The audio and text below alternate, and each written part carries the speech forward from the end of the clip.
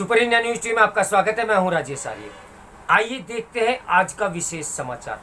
बड़ा संकट, चिकित्सा के क्षेत्र में लगातार बढ़ रही व्यवसाय वृत्ति ने डॉक्टरों में सेवा की भावना लगभग खत्म कर दी है। आज यदि चिकित्सकों को धरती के भगवान की संज्ञा दी जाए तो बहुत कम ही ऐसे होंगे जो इस उपमा के लायक होंगे। पहले चिकित्सकों में समाज सेवा का भाव रहता था और वह अपने पास आने वाले मरीजों को की व्यथा को न सिर्फ गंभीरता से सुनते थे बल्कि मनोयोग से उसका उपचार भी करते थे, भले ही वह आर्थिक रूप से सक्षम हो या ना हो। यही वजह है कि आज भी कई शहरों में डॉक्टरों के नाम से चौराहे और क्षेत्र हैं, लेकिन अब ये स्थिति नहीं रही। अब चिकित्सक अपनी मर्जी की नियुक्ति चाहते हैं और इस बात पर का सबसे बड़ा प्रमाण है कि और क्या हो सकता है कि सरकार की भरकस कोशिशों के बावजूद प्रदेश में विशेषज्ञ चिकित्सक सरकारी अस्पतालों में नियुक्तियों को बिल्कुल भी तैयार नहीं है।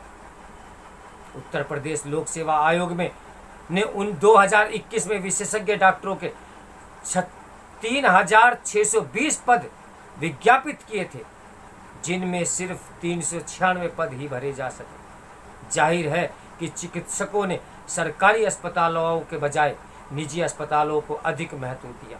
बड़े निजी अस्पताल आमतौर पर शहरों में होते हैं और मरीजों के इलाज में मनमानी कीमत वसूलते हैं, तो उन्हें चिकित्सकों को अधिक वेतन देने में भी कोई समस्या नहीं।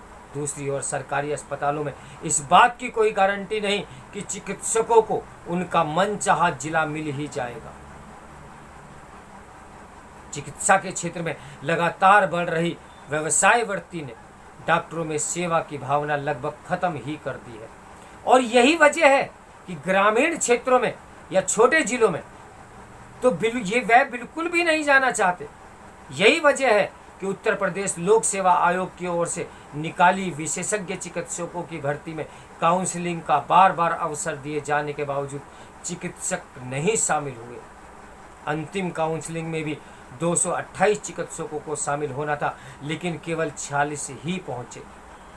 निश्चित तौर पर यह चिंता का विषय है और अब इस बात पर गंभीरता से विचार किया जाना चाहिए कि क्या सरकारी मेडिकल कॉलेजों से MBBS और MS की डिग्री लेकर निकलने वालों के लिए कुछ साल के लिए सरकारी सेवा अनिवार्य नहीं की जानी चाहिए। आज जब ये समाचार आया है, उससे पहले पूरे भारत में जनता इनके द्वारा त्रस्त है। मनमाना पैसा वसूला जाता है और सेवा के नाम पर किसी प्रकार का कोई डॉक्टरों की ओर से ना तो आश्वासन है और ना ही उनका कोई इस प्रकार की कार्यप्रणाली है। सभी इसके भुक्तभोगी हैं। तो मेरे साथ बने रहिए सुपर इंडिया न्यूज़ टीवी की ब्रेकिंग न्यूज़ के लिए। नमस्कार, मैं हूं राजेश आर्य।